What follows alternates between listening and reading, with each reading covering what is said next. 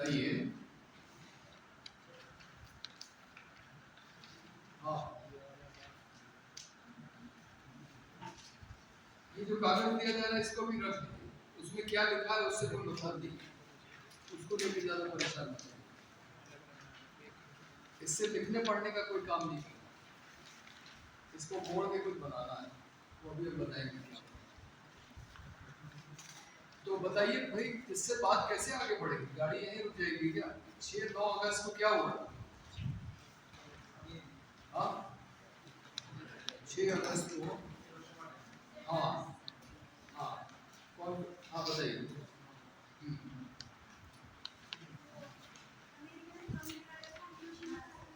हाँ, अमेरिका ने बम गिराया था, इधर से भी किसी ने कहा। किसने कहा था? हिरोशिमा, आपने कहा। तो 6 अगस्त को हिरोशिमा पे बम गिरा था और 9 अगस्त को नागासाकी। ठीक है, ये किस तरह का बम था? एटॉमिक बम, इसको न्यूक्लियर वेपन भी कहते हैं। तो इसकी क्या खासियत? डिवाइड करता है। हाँ? न्यूक्लियर डिवीजन होता है, सनलाइट पड़ती है उतना वो ब्लास्ट करता है। हाँ? जितना सनलाइट उस पर पड़ती है हाँ। उतना वो ब्लास्ट करता है। नहीं, सनलाइट से इसका लेना नहीं। हाँ, आप क्या बोल रहे थे? न्यूक्लियर डिवीजन होता है इसमें, जितना वो हाँ। फैलते जाता है वो बढ़ता जाता है। क्या डिवीजन होता है, किसका division? Nuclear division, atomic stable का होता है। डिवीजन होते जाता है। हाँ, ठीक है। एटम को तोड़ा जाता है, ठीक है। और कोई बताएगा क्या होता है? तो हम किसी भी एटम को तोड़ेंगे तो बम बन जाएगा। सर जो अनस्टेबल जैसे यूरेनियम है, ये हाँ। अनस्टेबल है, वो हाँ। क्रिप्टन और उसमें टूट के अपने आप को स्टेबल कर लेगा। बहुत अच्छा। तो यूरेनियम एक ऐसा पदार्थ है, ऐसा एलिमेंट है जो धरती के नीचे निकलता है। धरती के नीचे तो बहुत सारी चीज़ें मिलती हैं, कोयला मिलता है, पानी मिलता है, पेट्रोलियम मिलता है, सोना भी मिलता है, और उसी में यूरेनियम भी मिलता है। यूरेनियम अपने देश में कहाँ पाया जाता है? अपने देश में कहाँ से निकालते हैं इनको?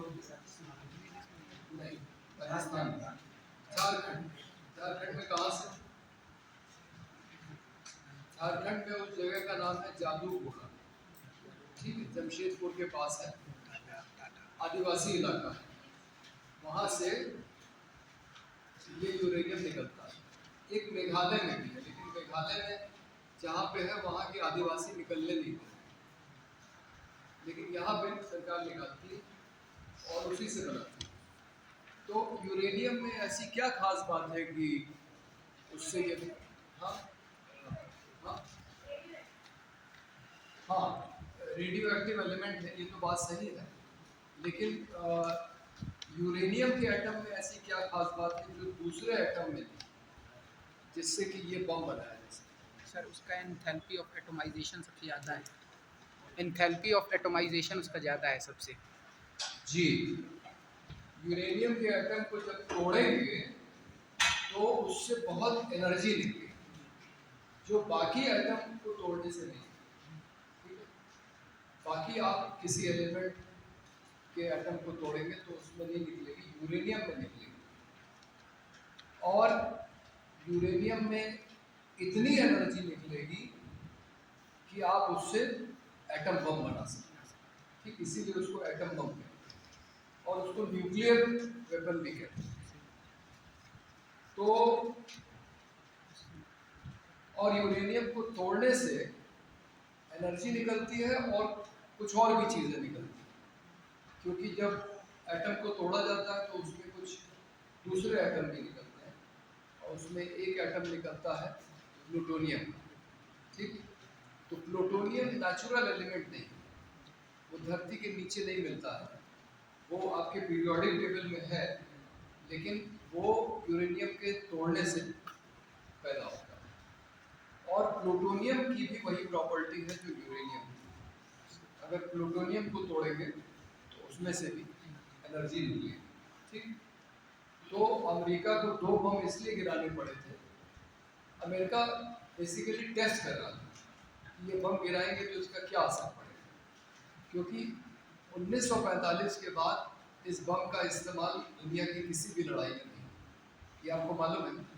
इस बम को फिर किसी लड़ाई में इस्तेमाल नहीं किया, क्योंकि एक बार जब इंसान ने देखा कि ये कितना खतरनाक हथियार है कि इससे लाखों लाखों लोग मर जाते हैं एक बार में, तो फिर दोबारा किसी ने हिम्मत नहीं की कि इसका इस्तेमाल करें, जबकि इस समय कितने देशों के पास है ये हथियार?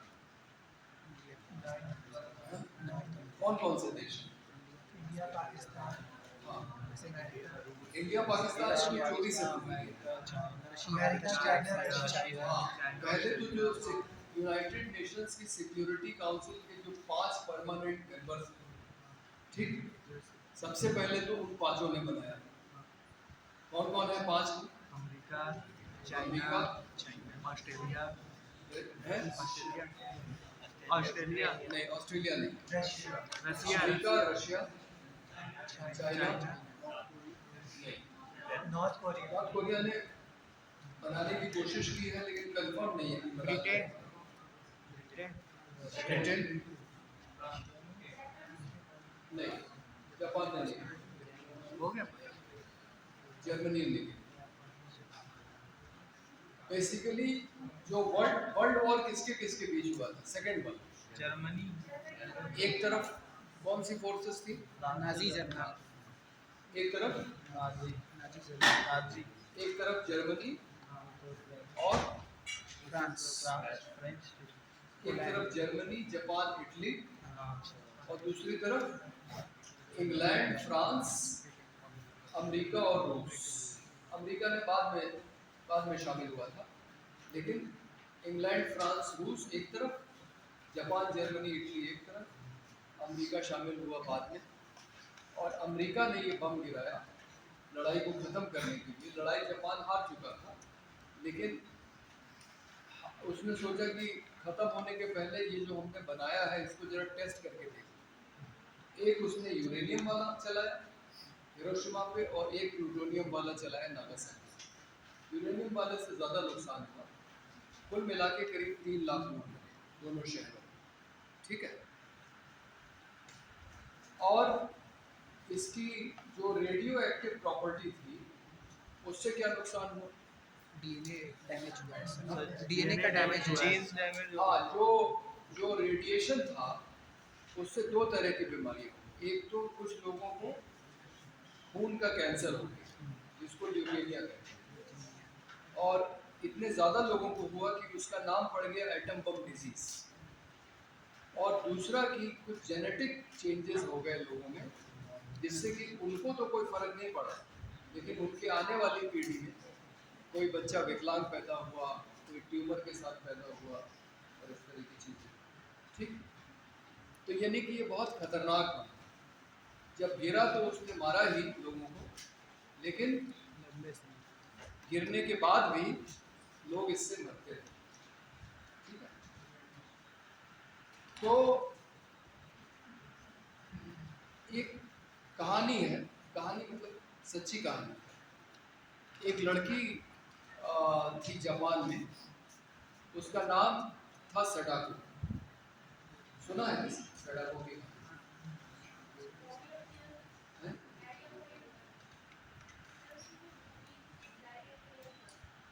नहीं, बुक नहीं लिखी थी वो। उस समय 2 साल की थी जब हिरोशिमा में बम गिरा, और वो हिरोशिमा में रहती थी, लेकिन वहाँ पे नहीं रहती थी जहाँ बम गिरा। वो उस जगह से करीब 1 मील दूर रहती थी। उस समय वो बच गई, उस समय उसको कुछ नहीं हुआ, लेकिन जब वो 12 साल की थी, यानी कि 1955 में स्कूल जाती थी। आप लोगों की उम्र से थोड़ी छोटी उम्र की रही होगी। पढ़ने में अच्छी लड़की थी, खेल कूद में हिस्सा लेती थी, यानी कि शारीरिक रूप से भी स्वस्थ थी। तो अचानक एक दिन पता लगा कि उसको खून के कैंसर की बीमारी है। और बहुत सारे दूसरे बच्चों को भी ये बीमारी हो गई। और आप किसी को खून के कैंसर की बीमारी हो तो आप एकदम दावे के साथ नहीं कह सकते कि ये रेडिएशन की वजह से ही हो रही है, लेकिन इतने लोगों को हो रही थी कि ये अनुमान लगाया जा सकता था कि ये रेडिएशन की वजह से ही हो रही है। इसलिए इस बीमारी को एटम बॉम्ब डिजीज का नाम दिया और वो भर्ती हुई अस्पताल में और उनका कैंसर हो गया था तो बचना तो था नहीं। और जब वो अस्पताल में भर्ती थी तो उसका एक रिश्तेदारी में उसका एक भाई लगता था, वो उसको देखने आया और उसने कहा कि मैंने सुना है कि सारस पक्षी 1000 साल तक जिंदा रहता है और अगर तुम कागज़ की 1000 सारस तुम बना लो तो तुम जिंदा रह जाओगे, तुम मरोगी नहीं। तो वैसे भी उसको अस्पताल में कुछ करना नहीं था, तो उसने फिर कागज़ के टुकड़े लेके और मोड़ मोड़ के वो चिड़िया बनानी शुरू की। और जब वो 644 चिड़िया जब उसने बना ली थी तो वो मर गई, तो वो बची नहीं। हालांकि आप इंटरनेट पे देखेंगे तो एक दूसरा वर्जन इसका ये है कि उसने 1300 चिड़िया बनाई थी, लेकिन पहले मैंने यही वाली कहानी सुनी थी 644 वाली। तो उसके जो क्लासमेट्स थे उन्होंने बाकी 356 चिड़िया बनाई और उसको 1000 कागज की चिड़ियों के साथ दफनाया गया। और उसके जो क्लासमेट्स थे उन्होंने चंदा इकट्ठा किया और हिरोशिमा का जो पीस मेमोरियल पार्क बना वहाँ पे सडाको की एक मूर्ति बनाई गई। अगर आप इंटरनेट पे देखेंगे तो एक धातु की मूर्ति बनी हुई है, ऐसे दोनों हाथ किए हुए, और उसमें एक बड़ी सी चिड़िया का ढांचा बना हुआ है, वो पकड़े हुए। तो हर एक साल 6 अगस्त को वहाँ जापान के बच्चे जाते हैं और कागज़ की चिड़िया बना के उसको चढ़ाते हैं। लेकिन ये सिर्फ कागज़ की चिड़िया बना के चढ़ाने का या मूर्ति बनाने का मामला नहीं है। वो बच्चे ये संकल्प लेते हैं कि जिस तरह से सडाको मरी, यानी कि एटम बम गिरा, बम से कैंसर हुआ और कैंसर से जो वो मरी, तो हम नहीं चाहते कि दुनिया का कोई भी बच्चा इस तरह से मरे। ठीक, यानी कि दुनिया में फिर कभी कोई एटम बम ना गिरे। और इसीलिए जापान ने आज तक एटम बम नहीं बनाया। आपको मालूम, जापान चाहे तो बना सकता है। क्यों बना सकता है? क्योंकि वो उसी यूरेनियम को, उससे जो एनर्जी निकल रही है, अगर आप थोड़ा और उसको गौर से देखेंगे तो उसमें एक एटम जब टूटता है, कैसे तोड़ा जाता है? उस पर न्यूट्रॉन की बॉम्बिंग की जाती है। एक न्यूट्रॉन की बॉम्बिंग करते हैं तब वो एटम टूटता है। और जब एक एटम टूटता है तो उसमें 3 न्यूट्रॉन निकलते हैं। उसमें प्लूटोनियम निकलता है, बहुत सारी एनर्जी निकलती है और 3 न्यूट्रॉन निकलते हैं। और वो 3 न्यूट्रॉन 3 और यूरेनियम एटम को तोड़ेंगे, तो उसमें से फिर 9 न्यूट्रॉन निकलेंगे। ठीक है, आप समझ गए? और कुछ सेकंडों में ही विस्फोट हो जाएगा। आप इतना यूरेनियम, मुट्ठी भर यूरेनियम रख दीजिए और उसमें न्यूट्रॉन से आप बॉम्बिंग ये कर दीजिए, बॉम्बार्डिंग कर दीजिए, तो वो फिशन रिएक्शन बन जाएगा, चेन रिएक्शन, और एक के बाद यूरेनियम के एटम टूटते जाएंगे, न्यूट्रॉन निकलते जाएंगे। अगर आप इस प्रक्रिया को अनकंट्रोल्ड छोड़ देंगे तो वो बम बन जाएगा। और जो 3 न्यूट्रॉन निकल रहे हैं उसमें से 2 को आप एब्जॉर्ब कर लें, ठीक, और उसकी जो फिशन की जो प्रक्रिया है उसको आप कंट्रोल कर लें, तो उससे आप क्या बना लेंगे? बिजली। ठीक, न्यूक्लियर पावर प्लांट सुने? तो जापान के पास न्यूक्लियर पावर प्लांट्स हैं, उसकी 40% बिजली न्यूक्लियर पावर प्लांट से आती है। हमारी तो कुछ भी नहीं आती, मतलब 1% से भी कम आती है। ये हमारी जो बिजली चल रही है ये कोयला जला के बनाई जा रही है कहीं पे, और या फिर बड़े बांध से आ रही है। ज़्यादातर 70% कोयले से आ रही है और कुछ 27% पानी से आ रही है। पानी से मतलब बांध बना के पानी को टरबाइन पे गिरा के टरबाइन चला के पैदा की जा रही है। टरबाइन तो आपको चलानी पड़ेगी बिजली बनाने के लिए। न्यूक्लियर पावर प्लांट में भी क्या होता है कि जो एनर्जी होती है उससे पानी गर्म करते हैं, उस पानी से भाप बनती है, भाप से टरबाइन चलती है, टरबाइन से बिजली बनती है। ठीक है, तो ये जो हमारी बिजली है इसमें इस देश में न्यूक्लियर का हिस्सा बहुत कम है, लेकिन जापान में 40% बिजली न्यूक्लियर से आ रही है, यानी कि उसके पास इतना यूरेनियम है कि वो चाहे तो बम बना सकता है, क्योंकि जिसे यूरेनियम से बिजली बनाना आता है वो यूरेनियम से बम भी बना सकता है। ठीक है, लेकिन जापान ने आज तक नहीं बनाया। क्यों नहीं बनाया? क्योंकि जापान के लोगों ने कहा कि जो हमने देखा है वो हम नहीं चाहते कि किसी और को भुगतना पड़े, किसी और को हिरोशिमा और नागासाकी देखना पड़े, इसलिए हम इस बम को नहीं बनाएंगे। तो ये जो 5 देश थे, जिसमें 4 तो वो थे जिन्होंने सेकेंड वर्ल्ड वॉर की लड़ाई जीती थी, चूँकि ये उस समय ताकतवर थे, इन्होंने यूनाइटेड नेशंस का गठन किया। यूनाइटेड नेशन में शामिल तो सबको किया, लेकिन अपने आप को परमानेंट मेंबर बना लिया, उसमें चीन को भी शामिल कर लिया। चीन जापान का दुश्मन था, क्योंकि जापान ने चीन के ऊपर कब्जा किया हुआ था, चीन के बड़े हिस्से पे। तो दुश्मन का दुश्मन जो है वो दोस्त बन गया और चीन इस पाले में आ गया, और ये 5 देश परमानेंट मेंबर बन गए और इन्होंने एक संधि बना ली जिसका नाम है NPT, नॉन प्रोलिफरेशन ट्रीटी, परमाणु अप्रसार संधि। वो ये कहती है कि इन 5 देशों को छोड़ के बाकी कोई भी देश न्यूक्लियर वेपन नहीं बनाए। ठीक, ये संधि है कुल मिलाकर, और दुनिया के देशों की बाहें मरोड़ मरोड़ के इन्होंने उस पर साइन करवाया। ईरान से साइन करवाया, नॉर्थ कोरिया से साइन करवाया। भारत ने नहीं किया। भारत ने कहा कि हम तब तक नहीं करेंगे जब तक आप 5 नहीं बताएंगे कि आप अपने हथियार कब खत्म करेंगे। और राजीव गांधी भारत के अकेले, मतलब दुनिया के अकेले प्रधानमंत्री हैं जिन्होंने संयुक्त राष्ट्र संघ की सामान्य सभा में ये सवाल इन 5 देशों से पूछा कि आप कब खत्म करेंगे, आप बताइए। आप हमें अभी बता दीजिए कि आप 10 साल में ख़त्म करेंगे, 15 साल में ख़त्म करेंगे, और हम भी साइन कर देंगे और हम ये हथियार नहीं बनाएंगे। लेकिन ये 5 देश मौन रहे, और उसके बाद भारत ने फैसला किया कि वो भी बनाएगा।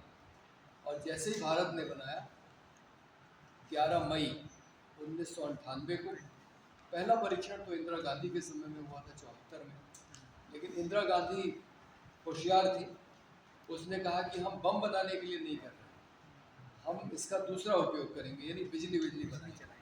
लेकिन सबको मालूम था कि ये बम बनाने के लिए। फिर अटल बिहारी वाजपेयी की सरकार ने किया इसको, और इन्होंने तो खुल के कहा कि हमने बम बनाने के लिए किया। तो मई ख़त्म होते होते 28 मई को पाकिस्तान ने भी अपना परीक्षण कर दिया, और हिंदुस्तान पाकिस्तान के पास भी अपना मान लिया। और इजराइल ने तो चुपचाप बना दिया, उसने तो कब परीक्षण किया पता ही नहीं लगा, उसके पास ये बम आ गया। तो दुनिया के ये 8 देश ऐसे हैं जो जिनकी जानकारी है कि उनके पास है, 5 सिक्योरिटी काउंसिल के मेंबर्स, और भारत, पाकिस्तान और इजराइल। नॉर्थ कोरिया और ईरान के पास क्षमता है बनाने, वो चाहे तो बना सकते हैं। ये जो अभी हाल की लड़ाई हुई है, ये लड़ाई में प्रमुख मुद्दा ये था कि डोनाल्ड ट्रंप कह रहा था ईरान से कि ये बम तुम मत बनाओ, जितना यूरेनियम है सब हमको दे दो। और ईरान कह रहा था कि तुमने बना के रखा है तो हम क्यों ना बनाएं, और इजराइल ने भी बना के रखा है, तो हमें इजराइल से खतरा है, इसलिए हमें भी बनाना पड़ेगा। तो ये सारी लड़ाई इस बात की कि अमेरिका ईरान को रोकना चाहता है ये बम बनाने से, और ईरान बनाना चाहता है क्योंकि उसको इजराइल से खतरा है। अमेरिका से इतना खतरा नहीं है इजराइल को, ईरान इजराइल से ज़्यादा खतरा है, क्योंकि इजराइल उसके पास नहीं। तो ये स्थिति है। तो ये, लेकिन दुनिया में ऐसी लड़ाइयाँ हुई हैं जिसमें अमेरिका वियतनाम में लड़ाई हार गया, लेकिन उसने बम का इस्तेमाल नहीं किया। फ्रांस अल्जीरिया में हार गया, अल्जीरिया की आज़ादी की लड़ाई हुई, फ्रांस उस लड़ाई को नहीं रोक पाया, लेकिन उसने बम नहीं चलाया। अमेरिका ने अफगानिस्तान के अंदर इस बम को नहीं चलाया और उसे वहाँ से अपनी सेना वापस बुलानी पड़ी। अभी हाल की लड़ाई में अगर देखें तो इजराइल चाहे तो, इजराइल तो गाज़ा को ख़त्म करने पे तुला हुआ है, एक बम गिरा दे सब खत्म हो जाएगा, लेकिन नहीं गिरा। क्यों? क्योंकि उसे मालूम है कि अगर ये वाला बम गिराया और हवा का रुख इजराइल की तरफ होगा तो वो सारा रेडिएशन इजराइल में ही आ जाएगा, है ना? तो ये बम नहीं गिरा। रूस, सबसे मज़ेदार मामला, जब सोवियत यूनियन का विघटन हुआ तो उसके पास जितने बम थे वो ज़्यादातर तो रूस के हिस्से में आए, कुछ यूक्रेन के पास, कुछ बेलारूस के पास और कुछ कजाकिस्तान के पास। इन तीनों देशों ने कहा कि भाई ये तो इतना खतरनाक हथियार है कि ये तो इसको रखना ही सिरदर्द है, तो इसको तो हम रखेंगे नहीं। उन्होंने अपने सारे हथियार उठा के रूस को सौंप दिए और अमेरिका और इंग्लैंड की उपस्थिति में एक संधि हुई जिसमें कहा गया कि दुनिया के जो ताकतवर मुल्क हैं वो यूक्रेन की सुरक्षा की गारंटी लेंगे और यूक्रेन ये हथियार नहीं रखेगा और ये हथियार रूस को सौंप दिए गए। रूस ने कहा कि अब तो भाई हमें इन हथियारों की ज़रूरत नहीं है और अमेरिका से कहा कि अगर आप चाहते हैं कि हमारे बम सुरक्षित रहें, मतलब इसे कोई ओसामा बिन लादेन वगैरह चोरी करके ना ले जाए, तो आप इन बमों की सुरक्षा का पैसा हमको दे दें। अमेरिका से कहा। अमेरिका और सोवियत यूनियन तो दुश्मन थे और आप सोचिए कि कैसी मज़ेदार परिस्थिति बन रही है कि जिसके पास बम आ रहा है वो कह रहा है हमें रखना नहीं, जिसको रखना है वो तीसरे देश से कह रहा है जो उसका दुश्मन है कि अगर तुम चाहते हो कि हमारे बम की चोरी तुम्हारा कोई दूसरा दुश्मन ना कर ले तो तुम इसकी सुरक्षा का पैसा हमको दे दो। और अमेरिका को बाकायदा रूस को पैसा देना पड़ा कि इन बमों की सुरक्षा की जाए। ठीक, मतलब ये कितना पागलपन है ये आप समझ सकते हैं। और इसका इस्तेमाल नहीं होना है, इसका इस्तेमाल किसी लड़ाई में नहीं होना। मतलब कोई बहुत पागल प्रधानमंत्री राष्ट्रपति कहीं आ जाए तो बात दूसरी है, वैसे पागलों का दौर भी है। मतलब कई देशों में ऐसे ऐसे लोग आ गए जिनका कोई भरोसा नहीं कि कब क्या करें, मतलब जिसमें अपना देश भी शामिल है, अमेरिका भी है, हाँ अमेरिका भी है, टर्की है और ऐसे कई देश हैं। नॉर्थ कोरिया का जो नेता है ये कब क्या करते कहा नहीं जा सकता, लेकिन इसके बावजूद ये सब जानते हैं कि ये बहुत खतरनाक चीज़ है और इसका इस्तेमाल लड़ाई में नहीं होना चाहिए। तो हम लोग ये अभियान चलाते हैं कि इस हथियार को जल्दी से जल्दी खत्म किया, ठीक, क्योंकि ये हथियार युद्ध का हथियार है ही नहीं, ये हथियार सर्वनाश का हथियार, ठीक। मतलब जिस दिन आप तय करेंगे कि ना तो हमें रहना है ना पाकिस्तान को रहना है, उस दिन आप ये बम चलाएं, क्योंकि इस समय भारत और पाकिस्तान दोनों के पास 50-50 बम है। 50 तो वो बताते हैं, हो सकता है ज़्यादा ही, ठीक। और आप कल्पना कीजिए अमेरिका से एक मिसाइल को रूस में पहुंचने में आधे घंटे लगते हैं, भारत और पाकिस्तान के बीच अगर मिसाइल चलेगी तो 3 मिनट लगेंगे, ठीक। अगर एक मिसाइल चल दी पाकिस्तान से न्यूक्लियर बम लेके, ठीक, कहीं अमृतसर, लुधियाना, जलंधर, जयपुर, दिल्ली, ये जो सीमा के पास वाले शहर हैं, जम्मू, तो हम क्या करेंगे? हमको 3 मिनट में फैसला लें। क्या फैसला लेंगे? रोक तो सकते नहीं, अब वो तो चल गया, वो तो हवा में भी फूटे। मतलब हम ज़्यादा से ज़्यादा ये कर सकते हैं कि उसको एंटी मिसाइल कुछ गन से कुछ उसको रोकने की कोशिश करें, लेकिन हवा में भी फूटेगा तो रेडिएशन फैलेगा, ठीक। तो हम ज़्यादा से ज़्यादा ये कर सकते हैं कि हम अपना वाला चला सकते हैं, ठीक।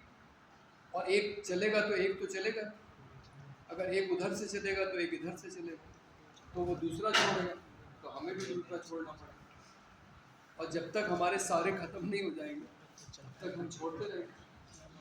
तो कम से कम 50 हिरोशिमा नागासाकी तो हिंदुस्तान में होंगे और 50 हिरोशिमा नागासाकी पाकिस्तान में। ठीक है? तो आपको याद दिला दें कि महाभारत की लड़ाई का अंत कैसे हुआ। महाभारत की लड़ाई में क्या हुआ था?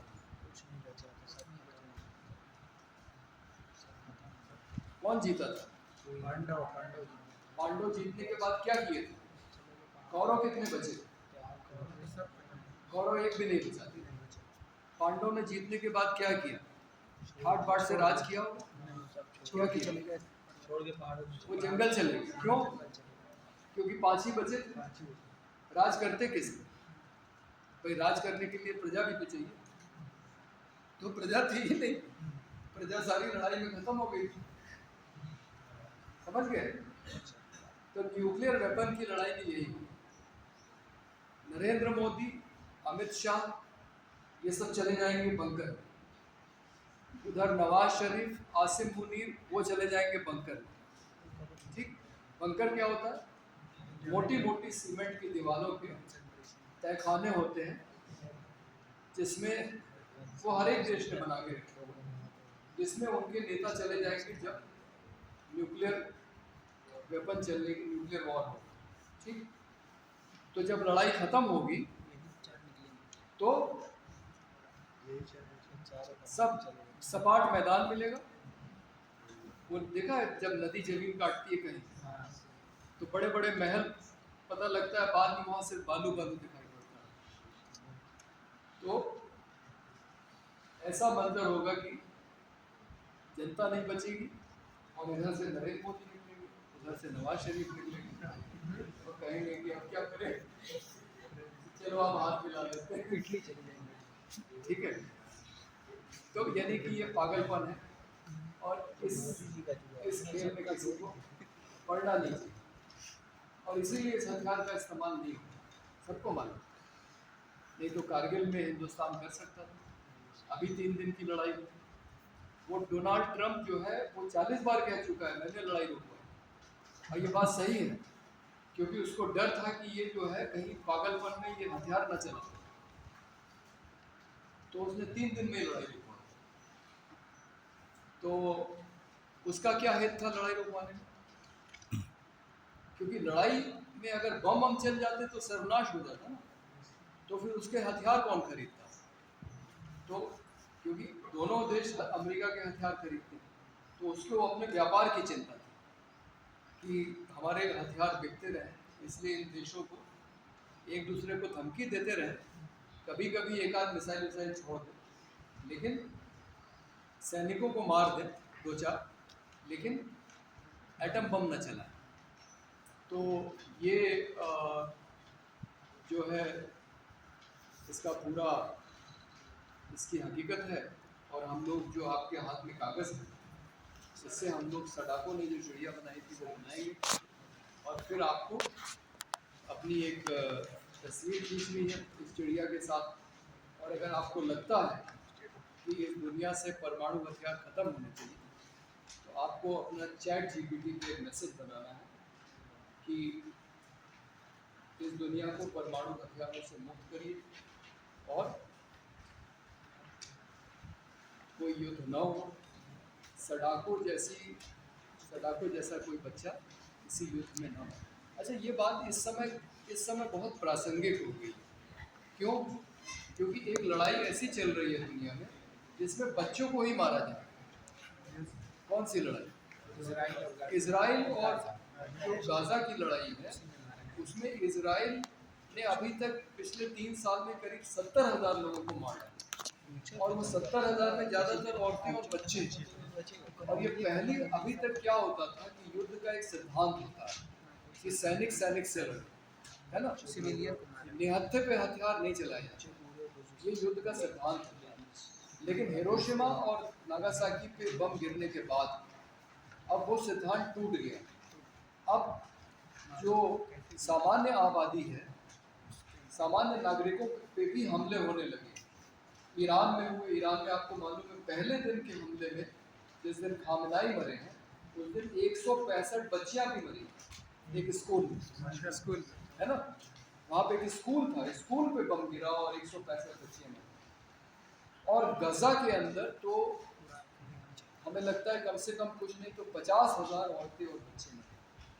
और इसराइल जानबूझ के मार रहा है औरतों और बच्चों को, औरतों को इसलिए ताकि और बच्चे पैदा ही ना हो, और बच्चों को इसलिए कि आने वाली पीढ़ी जो है उसमें कोई ऐसा बचे ही नहीं जो इजराइल का विरोध करे, इजराइल से लड़ने वाला कोई रहे ही नहीं। इसलिए औरतों और बच्चों को ही ख़त्म कर ताकि फ़िलिस्तीनियों की अगली पीढ़ी लड़ने के लिए बचे ही नहीं। तो उसमें एक हिंद रजब नाम की लड़की भी मरी 3 साल की, उसके ऊपर एक फिल्म बनी। उस फिल्म को भारत में दिखाने से रोक लगा दी, उस पर प्रतिबंध लग गया। तो ये जो चल रहा है ये मतलब इसका कोई भी समर्थन नहीं कर सकता और इसराइल को कोई रोक नहीं पा रहा है।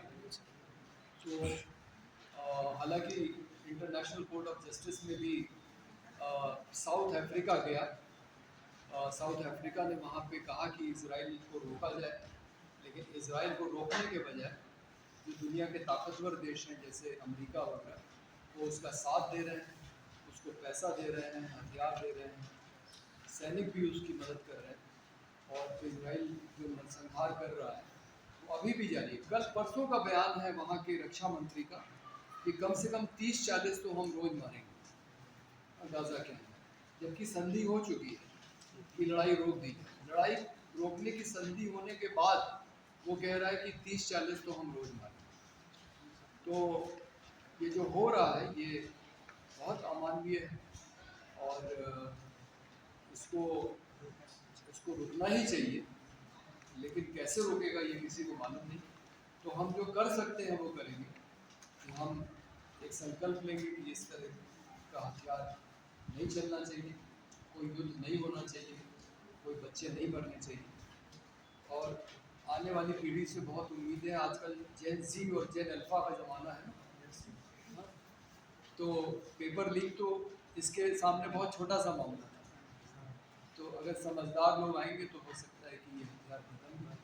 ठीक है, तो मैं ऐसा करूँगा कि मैं एक बड़े कागज़ पे यहाँ बनाऊँगा, आप देखिएगा और आप उसको बनाइएगा, और जो नहीं बना पाएंगे वो फिर हम लोग की मदद ले लेंगे। और इसमें ग्रामीण आपको तो आता ही, हमें नहीं आता अभी। तो अच्छा ये उस पर भी है, आप इंटरनेट पे देखेंगे पेपर क्रेन, तो पेपर क्रेन अगर सर्च करेंगे तो स्टेप बाय स्टेप वो आपको बता देगा कैसे बनाना। पर मैं एक बार आपको करके दिखा दूँ। डायरेक्टर से डी मोड़ दीजिए, दोनों डायरेक्टर पे आप मोड़ दीजिए।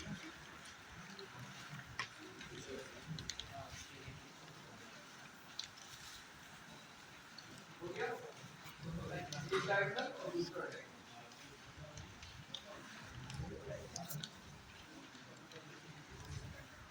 अब जिस तरफ से मोड़ा था अब उसको उल्टा करो, और उल्टा करके इस बार ऐसे मोड़ो,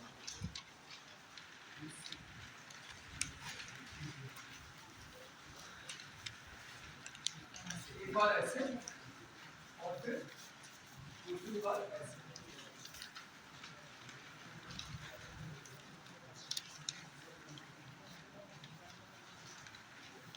बीच से पहली बार डायगोनल से मोड़ा था और दूसरी बार बीच से मोड़ेंगे, लेकिन उल्टा। पहले जैसा डायगोनल से मोड़ा था उसकी उल्टी साइड। यह होने के बाद ऐसे जो मोड़ा है ये दो तरफ पकड़ लीजिए और इसको धीरे से इस तरह से नीचे लाइए कि बीच वाला हिस्सा बाहर की तरफ निकले। क्योंकि आपने पहले मोड़ा हुआ है इसलिए वो आसानी से बाहर निकल ऐसे। बस इसको नीचे लाइए और एक कोना सामने निकलेगा और एक कोना पीछे निकलेगा। ठीक है, ऐसे। ठीक, अब इसमें से दो दो फ्लैप पकड़ के इसको ऐसे कर फ्लैट कर।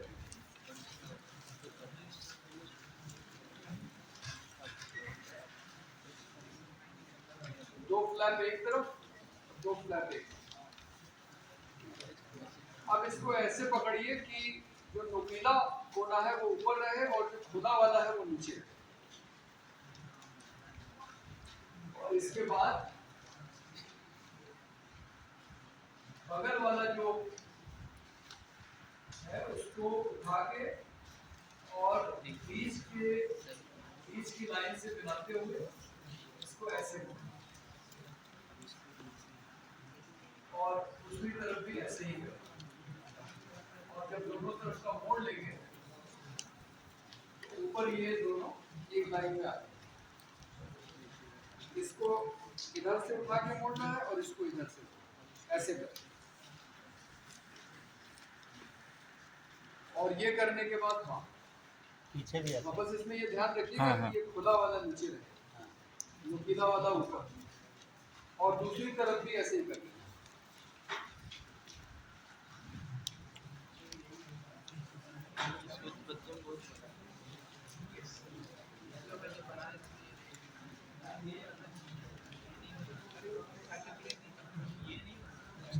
फिर ये ऐसे करें। ऐसे ही मतलब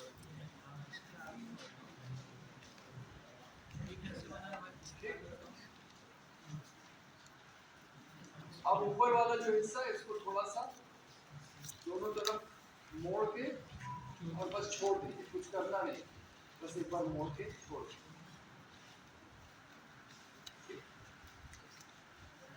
अब हमारे पास ऐसा होना चाहिए। अब थोड़ा सा कठिन काम है लेकिन बहुत कठिन भी नहीं है। अब इन दोनों को खोलिए, दो फ्लैप है और नीचे से इसको उठाइए, ऊपर लाइए और उंगलियों की मदद से इसको ये आकार दीजिए।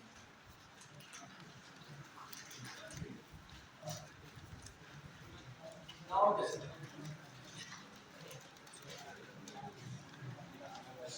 इसको नाव जैसा आकार।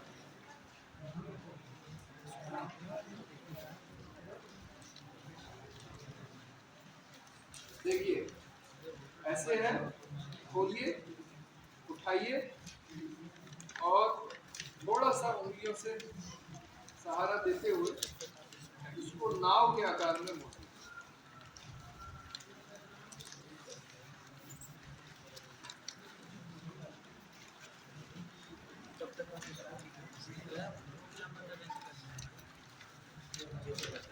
आप भी तो मदद कर रही हो ना दूसरों को। हाँ, दूसरों को भी देखती हो। ठीक, ये हो गया। और यही काम हमें दूसरी तरफ भी करना है।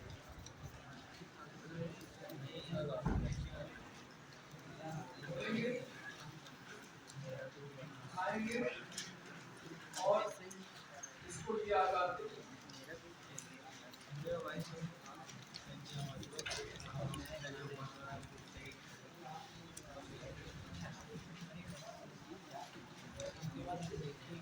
जब दोनों तरफ कर लेंगे तो ये शेप आता है।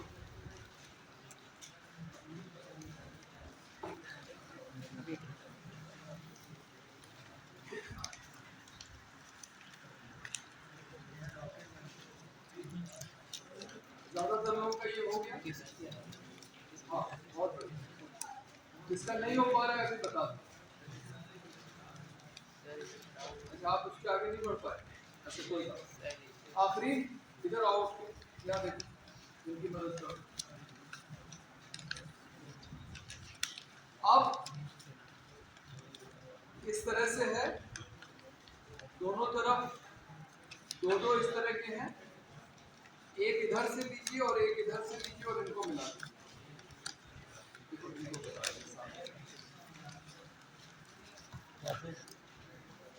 एक इस तरफ से लीजिए, एक इस तरफ से लीजिए, इसको मिलाइए और पीछे वाले जो दो हैं उनको मिलाइए।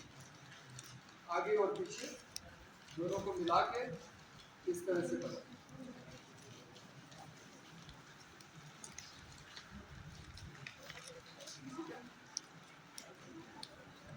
ये इस तरह का बन जाएगा।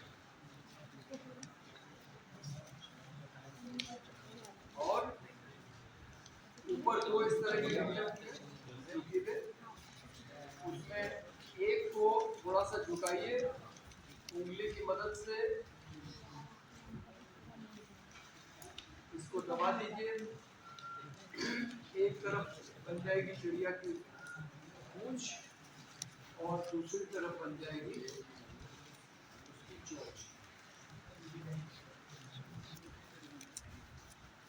ये अपने आप झुक जाएगा और फिर हाथ से दबा के उसको आप उसी जगह पे आप स्थायी कर सकते हैं। और दोनों में से एक छोर पे आप आगे से इसको थोड़े से हिस्से को झुका के और दोनों तरफ से मोड़ देंगे तो ये बन जाएगी चिड़िया की चोंच।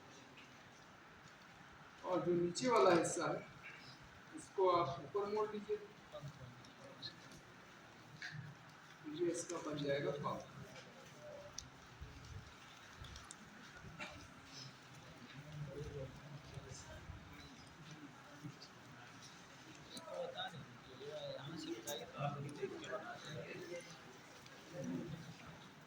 ठीक है, और ये हमारी चिड़िया तैयार है।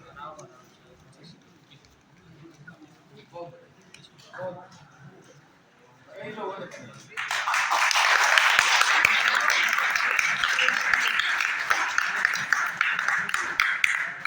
इसमें कोई नई बात नहीं। जब हमारे देश ने एटम बम बनाया तो सरकार ने कहा कि ये बहुत बड़ी उपलब्धि है। तो किसी ने कहा कि अरे ये बम तो कई देश पहले से बना के, तो ये चिड़िया तो पहली बार नहीं बना, इसको कई बार लोग जो नहीं बना पाए हैं उनको अभी बताएंगे कैसे के बारे में। जो पहले बातचीत हुई,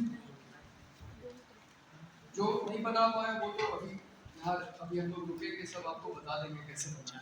लेकिन जो पूरी बातचीत इसको लेके किसी को कोई सवाल पूछो परमाणु बम के बारे में या अंतर्राष्ट्रीय जो राजनीति है हथियारों की, या और कोई सवाल गजा के बारे में। मैं गजा गया हूँ 2010 से और ईरान भी गया, तो ईरान गजा किसी के बारे में कोई किसी का सवाल हो, हाँ बताइए। हाँ इंटरेस्टिंग गाजा जो है वो 1947 में जब ये इलाका तो फिलिस्तीन था ना पूरा, और यहाँ पे पहले इंग्लैंड ने 1917 में बाल्फोर डिक्लेरेशन से ये घोषणा कर दी कि इजराइल नाम का देश यहाँ बनाया जाए। लेकिन जब द्वितीय विश्व युद्ध में यहूदियों का नरसंहार किया हिटलर ने, तो यहूदियों ने कहा कि हमारा नरसंहार इसलिए हो रहा है क्योंकि हमारा अपना कोई देश नहीं।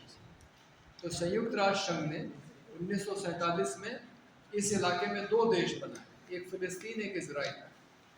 इजराइल को तो मान्यता मिल गई लेकिन फिलिस्तीन को आज तक मान्यता नहीं मिली।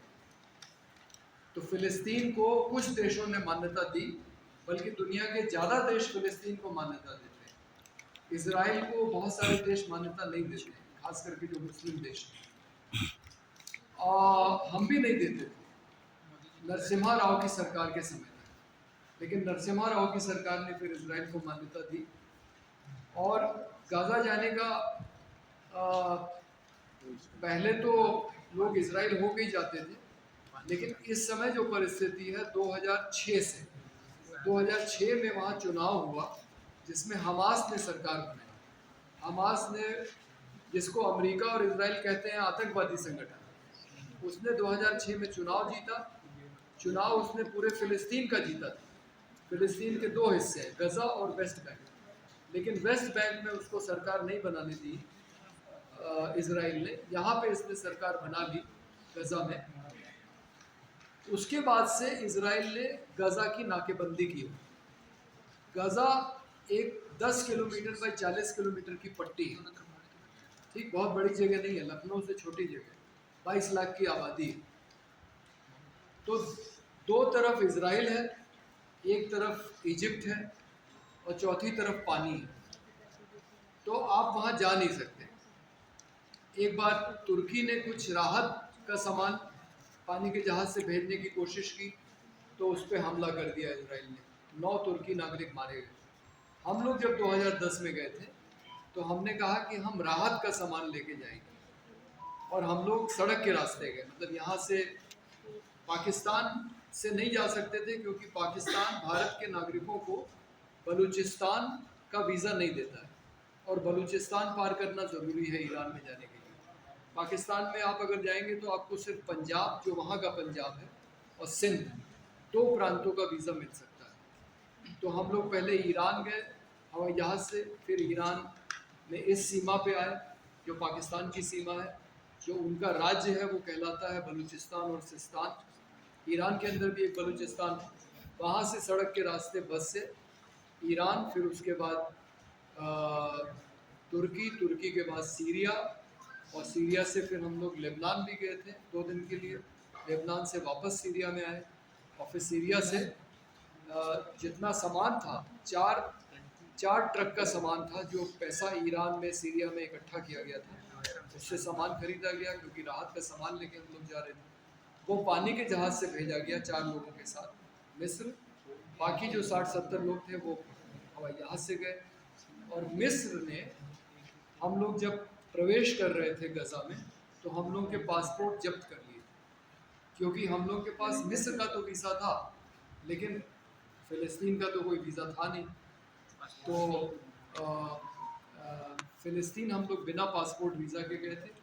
तो जब हम लोग वहाँ से बाहर लौटे थे तो हम लोगों को सबको एक बस में बैठा के सीधे काहिरा के हवाई अड्डे ले जाया गया, जो वहाँ की राजधानी है। और हम लोगों को जब बोर्डिंग पास मिल गया हवाई जहाज़ में बैठने के लिए, उसके बाद हमारे पासपोर्ट वापस लिए गए। तो मिस्र का रवैया फ़िलिस्तीन के प्रति बहुत सहानुभूतिपूर्ण नहीं था। वो थोड़ा आप लोगों को आश्चर्य भी लगा, क्योंकि बाकी जितने देश थे, ईरान, सीरिया, तुर्की, लेबनान, ये सब इन्होंने खुल के हम लोगों की मदद की। तो इस तरह से हम लोग गाज़ा पहुँचे। अभी इस साल भी हमें जाना था। 2 साल से ऐसा हो रहा है कि दुनिया भर के लोग पानी के जहाज़ों में बैठ के यूरोप से शुरू करते हैं, उसको कहते हैं फ्लोटिला, ग्लोबल सुमुद फ्लोटिला। तो वो वहाँ से चलता है स्पेन, इटली से, और धीरे धीरे उसमें लोग जुड़ते जाते हैं, और फिर वो गज़ा की तरफ बढ़ता है। फिर इजराइल उस पर हमला करता है, रोकता है, लोगों को गिरफ्तार करता है, और फिर अपने अपने देश भेज देता है। तो इस बार 248 लोग गए थे, सॉरी 428 लोग गए थे, और अलग अलग देशों के। पिछले साल जो लोग गए थे उसमें ग्रेटा थुनबर्ग नाम की पर्यावरण पे काम करने वाली दुनिया की मशहूर लड़की शामिल थी, स्वीडन की, और नेल्सन मंडेला के पोते शामिल थे। इस बार में जो लोग गए थे उसमें आयरलैंड के राष्ट्रपति की बहन थी। मैं नहीं जा पाया था क्योंकि भारत से 10 लोगों को जाना था, बाकी लोग 8 लोग जो है पीछे हट गए थे किसी न किसी वजह से, तो इसलिए हम लोग का जाना नहीं हो पाया। लेकिन उनके जब वो पहुँचे गज़ा के पास, तो इज़राइल ने वहाँ उनके जहाज़ों पे हमला करके उनको रोका, गिरफ्तार किया, और थोड़ा उनको प्रताड़ित भी किया, और उसके बाद फिर वहाँ से अपने अपने देश भेज दिया। तो गाज़ा जाना आसान नहीं, खास करके अगर आप उसके समर्थन में जाए। इज़राइल जा सकते हैं,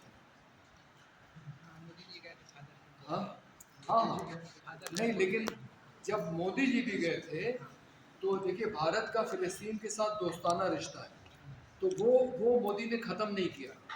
हालांकि उनका इज़राइल ज़्यादा बड़ा दोस्त है, लेकिन वो जब इज़राइल जाते हैं तो वहाँ से वो वेस्ट बैंक जाते हैं, और वहाँ जो जिसकी सरकार है वो, उस संगठन का नाम है पैलेस्टाइन अथॉरिटी, और जो वहाँ का राष्ट्रपति है उसका नाम है महमूद अब्बास। उससे वो मिलने जाते हैं, लेकिन इज़राइल को ये पसंद नहीं है कि मोदी फ़िलिस्तीन के नेता से मिलने जाते हैं, इसलिए वो जब मोदी का जहाज़ चलता है तो उसके अगल बगल इज़राइल के जहाज़ चलते हैं, उन पर निगरानी रखने के लिए कि वो क्या कर रहे हैं। जब इंडिया और फ़िलिस्तीन को देता है, हैं? जैसे वहाँ का पासपोर्ट जो है हाँ। वो इंडिया उसको अप्रूव किया है फिलिस्तीन का पासपोर्ट। असल में फिलिस्तीन को संयुक्त राष्ट्र संघ ने मान्यता ही नहीं दी है ना, तो अभी तो वो अपनी सरकार ही ठीक से नहीं चला पा रही। मतलब उनकी ना तो कोई अपनी, जब हम लोग वहाँ पे गए थे जानना तो ये पता लगा कि उनकी सारी अर्थव्यवस्था खत्म हो गई है। कोई उद्योग नहीं है, कोई खेती नहीं है। भाई 40 किलोमीटर बाई 10 किलोमीटर होता ही कितनी ज़मीन, हवाई अड्डे पे बम गिरा के ख़त्म कर दिया है। तो अगर किसी फ़िलिस्तीनी को बाहर जाना है तो वो काहिरा जाना पड़ता है हवाई जहाज़ पकड़ने के लिए। उनकी कोई अर्थव्यवस्था नहीं है। कतर पैसा देता है तो वहाँ पे लोगों को तनख्वाहें मिलती हैं, वहाँ के स्कूल चलते हैं, अस्पताल चलते हैं, तो वो अपनी सारी चीज़ें चला रहे हैं, लेकिन कतर की मदद से। सरकार के अधिकारियों को भी तनख्वाह कतर देता है और अपनी कोई सेना नहीं है। कसम अल ब्रिगेड नाम की एक संगठन है जो हथियारबंद संगठन है जो इजराइल से लड़ता है, और सारा सामान जो गज़ा में आता है वो अल रफ़ा जो क्रॉसिंग है मिस्र से, उसके नीचे गैर मतलब अवैध सुरंगें बनी हुई। वो इतनी बड़ी बड़ी सुरंगें हैं कि उसमें ट्रक भी आ सकते हैं। तो खाने पीने का सामान से लेके किताब कॉपी सीमेंट ईंट और मिसाइल जो भी हथियार वगैरह है वो सब उसी रास्ते आते हैं। और इतना मिस्र इतना भ्रष्ट देश है कि हम लोग जब वहाँ पे 4 ट्रक सामान लेके गए राहत का, तो उसका हम लोगों से $10,500 की घूस ली उस सामान को अंदर ले जाने के। उसको अपने बंदरगाह पे उतारने के लिए $4,500 की घूस ली।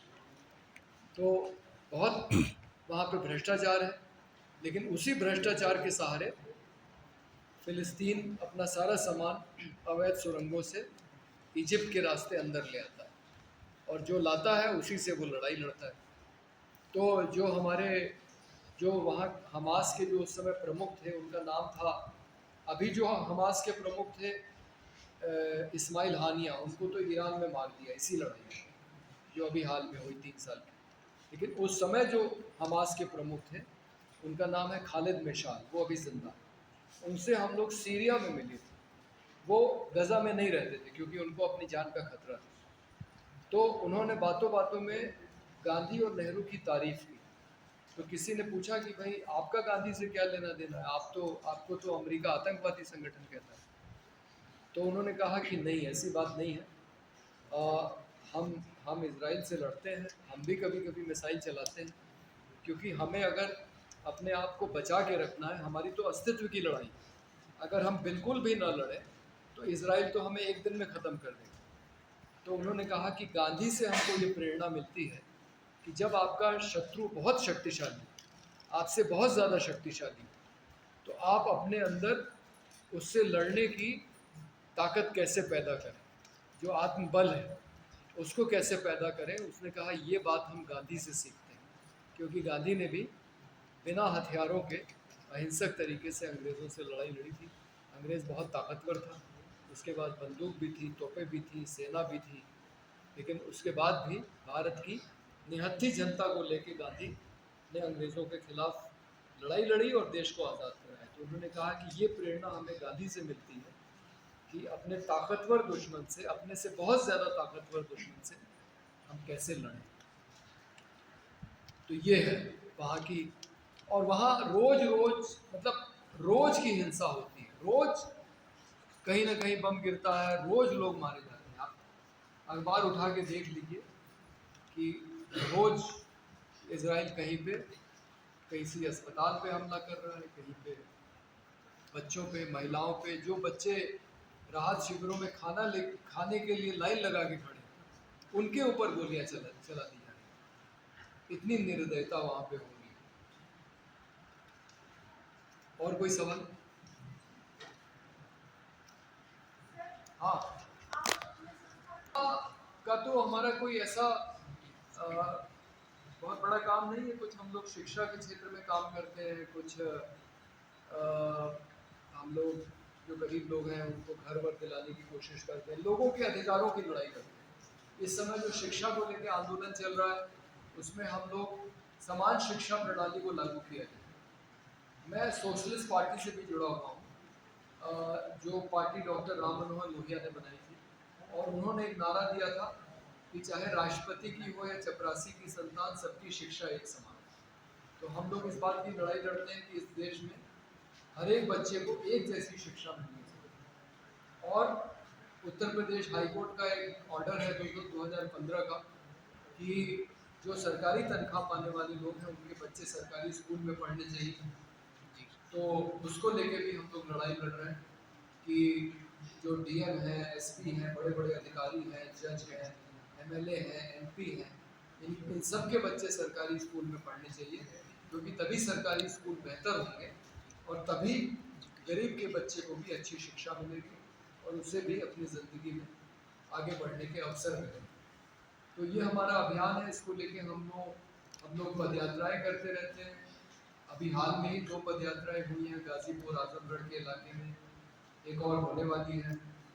और अभी जो आंदोलन चल रहा है बच्चों का, नौजवानों का, उसमें भी हम लोग इसी बात को उठा रहे हैं कि समान शिक्षा प्रणाली को लागू किया जाए। और कल से हमारा धरना शहीद स्मारक लखनऊ में शुरू होगा। रोज 2 घंटे का तख्तियाँ लेके हम लोग खड़े होंगे 4 से 6 शाम की समान शिक्षा प्रणाली को लागू किया जाए। लेकिन अब ज़्यादातर काम मैं सोशलिस्ट पार्टी की तरफ से कर रहा हूँ और हम लोग कह रहे हैं कि ये जो भी समस्याएं हमने खड़ी की हैं इसका हल भी राजनीति से ही आएगा। जैसे शिक्षा व्यवस्था को ठीक करना, तो समान शिक्षा प्रणाली लागू करनी, तो वो तो कोई सरकार ही करेगी ना, या भारत पाकिस्तान के बीच में दोस्ती होगी तो वो निर्णय तो सरकारें ही लेंगी। अभी अभी हम लोगों ने पंजाब के अंदर जलंधर से अमृतसर की 4 दिन की पदयात्रा की और 14-15 अगस्त की रात को, पाकिस्तान का स्वतंत्रता दिवस होता है 14 अगस्त, हमारा होता है 15 अगस्त, तो रात को 12 बजे वहाँ दोनों तरफ लोग मोमबत्ती जलाते। तो इस बार भी मैं वहाँ पे शामिल था 14-15 अगस्त की रात को पदयात्रा करने के बाद।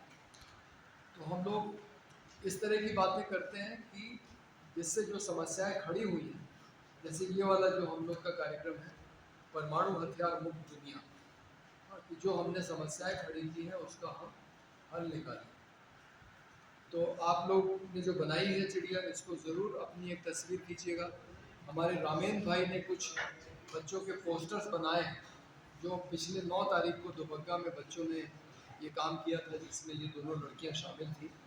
तो बहुत सारी लड़कियों ने अपने पोस्टर्स बनाए हैं न्यूक्लियर वेपन फ्री वर्ल्ड के लिए, नो वॉर, हाँ, या हम सड़कों के संकल्प को आगे बढ़ाएंगे, जो भी मैसेज आप लिखना चाहें उस मैसेज के साथ एक पोस्टर बनाइए और उस पोस्टर को सोशल मीडिया पे डालिए और रामेंद्र भाई को ज़रूर भेज दीजिए, तो ये भी उसको सोशल मीडिया पे आगे बढ़ाएंगे।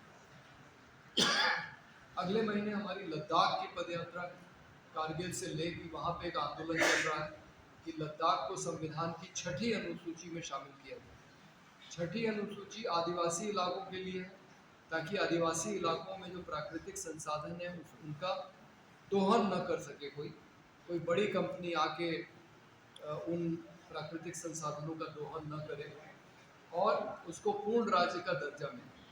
क्योंकि लद्दाख और जम्मू कश्मीर दोनों को 2019 में राज्य का दर्जा ख़त्म करके केंद्र शासित प्रदेश बना दिया गया जब उनका बंटवारा हुआ। तो दोनों जगह ये मांग है कि उनको पूर्ण राज्य का दर्जा मिले। जम्मू कश्मीर में तो कम से कम सरकार है, मुख्यमंत्री है, हालांकि वहाँ के मुख्यमंत्री के ऊपर एक लेफ्टिनेंट गवर्नर बैठा हुआ जो उनको स्वतंत्र रूप से काम नहीं करने देता, क्योंकि वो केंद्र शासित प्रदेश है। तो लद्दाख में तो सरकार भी नहीं, सिर्फ एक लेफ्टिनेंट गवर्नर है जो दिल्ली से जैसा कहा जाता है वैसे वहाँ सरकार चलाता है। तो वहाँ के लोगों की मांग है कि हमारी अपनी सरकार हो चुनी हुई, जो यहाँ के फैसले लें और हमारे प्राकृतिक संसाधन सुरक्षित रहें। सोनम वांगचुक ने ये आंदोलन वहाँ पे चलाया था। पिछले साल हम लोग गए थे, लेकिन वहाँ पे 24 सितंबर को हिंसा हुई, फिर उनकी गिरफ्तारी हुई थी, 6 महीने वो जोधपुर जेल में रहे, उसके बाद छूटे, फिर ये इस आंदोलन में शामिल हुए कॉकरोच जनता पार्टी वाले। तो हम लोग 10 सितंबर से 24 सितंबर पिछले साल 24 सितंबर को वहाँ हिंसा हुई थी, सोनम वांगचुक की गिरफ्तारी हुई थी, उसी दिन यात्रा ख़त्म होगी। सोनम वांगचुक यात्रा के शुरू में भी मौजूद रहेंगे, आखिर में भी मौजूद रहेंगे। ये हमारी अगले महीने की यात्रा। और अक्टूबर में अरुणाचल प्रदेश में एक सियांग नदी है जो चीन से बह के आती है। चीन में उसको सांगपो कहते हैं, अरुणाचल में सियांग कहते हैं, और जब वो आसाम में आती है तो वो ब्रह्मपुत्र हो जाती है। इस नदी पे भारत सरकार अभी तक का अपना सबसे बड़ा बांध बनाने जा रही है। अभी तक भारत में जो बांध है उसमें सबसे बड़ा बांध 3000 मेगावाट बिजली पैदा करने की क्षमता वाला है। ये बांध बनने जा रहा है 11000 मेगावाट की बिजली पैदा करने। लेकिन जितना बड़ा बांध होगा उतना ही ज़्यादा वो प्रकृति का नुकसान करेगा, क्योंकि नदी का पानी रोक लेगा, उससे बहुत सारी वनस्पति डूब जाएगी, लोगों के गांव डूब जाएंगे। तो वहाँ के जो आदिवासी हैं वो उसका विरोध कर रहे हैं। वहाँ 7 से 11 हमारी एक समाजवाद, हरित समाजवाद की पाठशाला, ग्रीन सोशलिज्म, एक पाठशाला है जिसमें बैठ के इस पर चर्चा होगी कि ये जो समस्या खड़ी कर रही है सरकार, इसका क्या हाल है, जो हमारे पर्यावरण को नुकसान पहुंचा रही है बड़े पैमाने पर। इस तरह के मुद्दों को हम लोग लेते हैं और काम करते हैं। जिसकी ज़्यादा रुचि होगी आप अपने ईमेल हमको दे दीजिएगा, तो हम लोग हमारे जो मैसेजेस जाते हैं वो आपको दे देंगे। ठीक है, और कोई सवाल किसी? ठीक है, तो अब इसको हम लोग